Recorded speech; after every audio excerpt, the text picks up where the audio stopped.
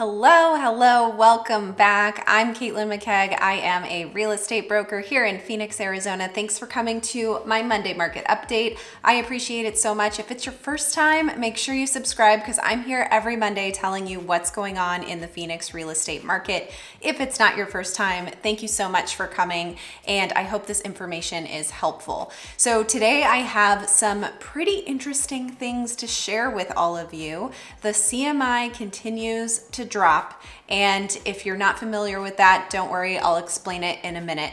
But first, I want to get my whiteboard up and start talking about rentals. I know a few of you have requested some information about this, and also it's been a hot topic because this is really what we need to be watching to see where our market goes. And so right now, as we look at rental rates, or at least rental listings, let's start there. So we're talking about the number of rental listings on the market. We have, for single family homes, we have about 1,561 currently active listings, and last year at this time we only had 728. So that's an increase of 114% on our rental listings, which is a pretty big increase. And obviously, if you're looking to rent a single family home, you now have many more choices. When we look at townhomes, those rental listings are up 45%. And when we look at apartment homes, those are actually down 12%. So if you're looking as a landlord to rent an apartment, you are in good shape because it's not like there's a lot of supply there. And if you're looking to be a renter of an apartment, you may want to consider townhomes or some other options because there's not a whole lot on the market. Now, with the change of supply in rentals, that's obviously changing what landlords are able to charge in rent. And so over here, I have the average rent. I have $1.63 a square foot, and I have $2.03 a square foot. So last year at this time, single family detached homes were charging about $2.03 a square foot on average. And now they are only able to charge about $1.63 a square foot on average because of the amount of options out there for renters. That's a decrease of 20% in rent on average dollar per square foot.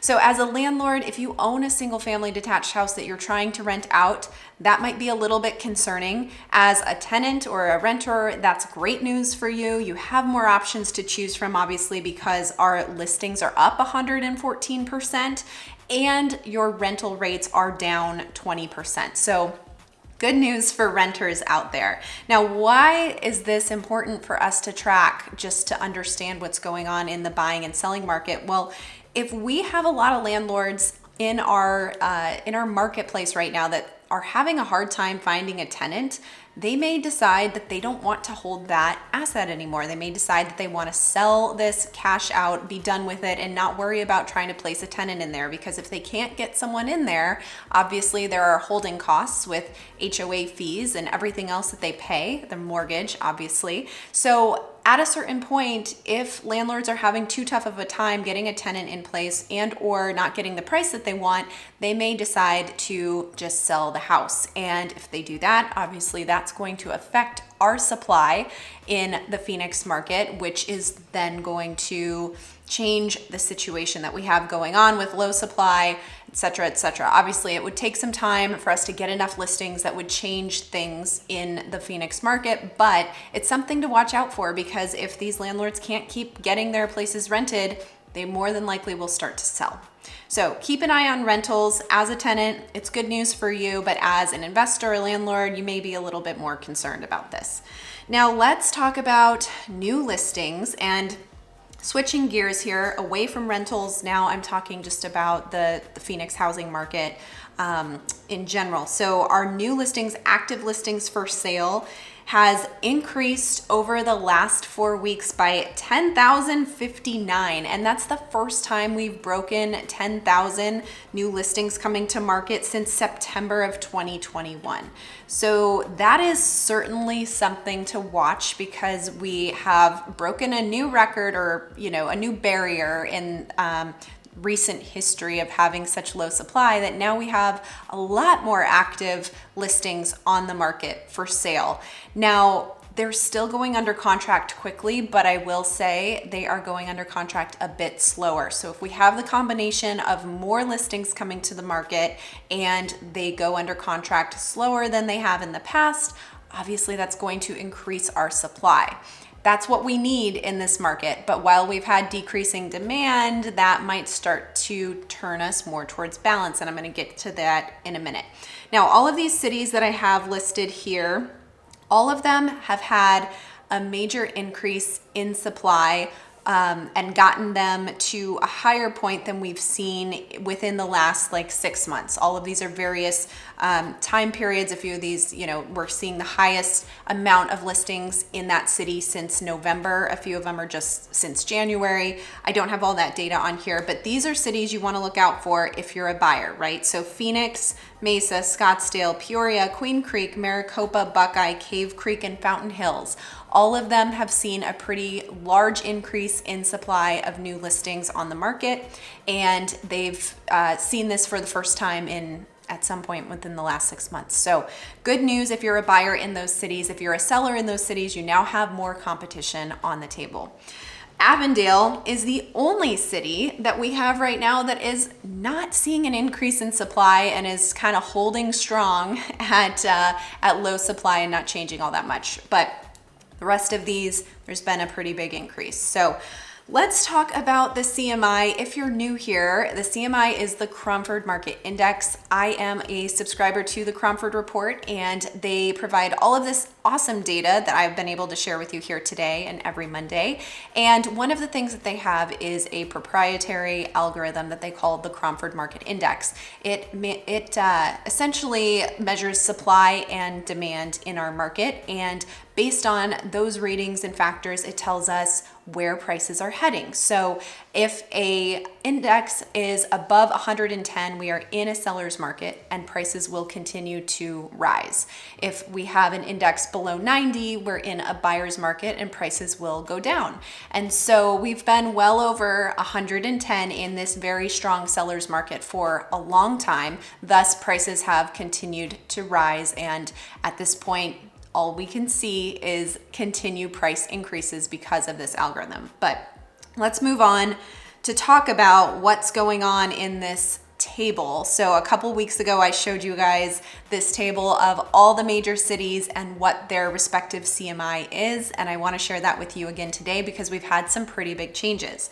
So you can see I've underlined Peoria and Cave Creek here, as well as Paradise Valley. All three of those cities over the last month have gone down in their CMI rating by at least 25%, and that's a pretty big change. But if you remember, those are also cities that are listed over here showing that they've had an increase in supply, so that's really what's affecting this CMI. I also have Buckeye and Fountain Hills. Both of them have had a decrease in their CMI reading of 19% over the last month.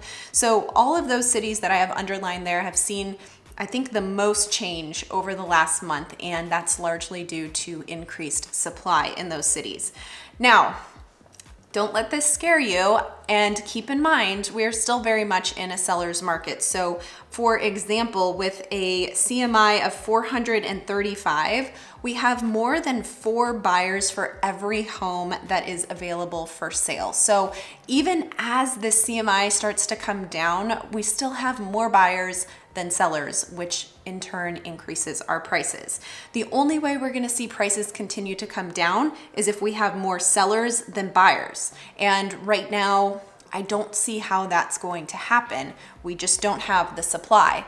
It would take a bit to get there if it did happen, and at this point in time, it doesn't look like that is in the near future. However, anything could happen. Things could accelerate faster than what we're anticipating. Who knows? If based on the situation that we're in right now, and this is directly from the Cromford Report, they say that even if we got into a situation where we had 2 times more homes for sale and half the current demand that we have right now, that would only put us in a balanced market. So we have a long way to go to get to balance, let alone a buyer's market. I thought that was interesting and a really great way to explain that. Now, the next thing I'm going to show you is the Cromford Market Index. The dials you guys loved last week, but I'm also going to show you a chart that looks a little concerning, but don't freak out, okay? So here's where we're at in 2022 with the current CMI. Clearly, it's been going down, right? But if you notice, it's following the same pattern as it did in 2021. We're just a little bit lower than we were in 2021. And also we saw this whole, downturn in 2021, and then we came right back up, and look how fast we accelerated at the beginning of this year from coming out of 2021. So just seeing this downturn here doesn't mean that we're crashing or anything like that, but you can definitely see that the turn in the CMI is clearly going downwards and it's accelerating. You can see how far those two dots are apart from one another compared to the previous dots. So anyway, I wanted to show this visual because I think it's important. It's great you can see these dials, but it's more important to see visually where we're at on this chart. So again, don't freak out. We're following a similar pattern, but we clearly are going down in the CMI. There clearly is a change in the market. So this week we're at 410. I think we were at I don't remember last week, but at some point last week we were at 416 when I checked, and I don't know if that was on my video or not.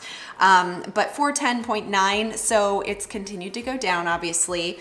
Our demand is at 103.8, and remember, according to the Cromford report, anywhere between 90 to 110 is considered balance or normal. So our demand is actually in a normal range right now at 103. And our supply is still low, but it's creeping up. 25.3, I think it was maybe 24 last week. So that means that we are 75% below normal for our supply.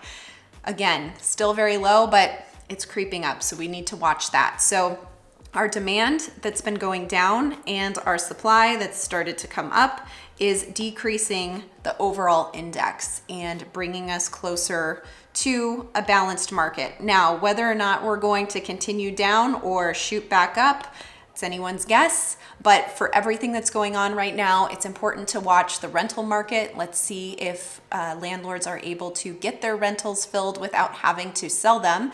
And it's important to also keep an eye on our demand, interest rates, inflation. All of these things are affecting our market. It's not just the CMI that we're looking at. So I hope all of that is helpful for you. If there's any data that you want to find about your market, your city, zip code, whatnot, whether it's the CMI, dollar per square foot for rentals in your area, or average sales price, median sales price, I can get all of that for you. So check in the description below. I have a link where you can set up a time to chat with me, and my contact information is in there if you just want to send me an email, text, call, whatever works. So I appreciate you joining this update every Monday. Thank you so much. If you're not subscribed, make sure you do so, and I will be back next week with another update.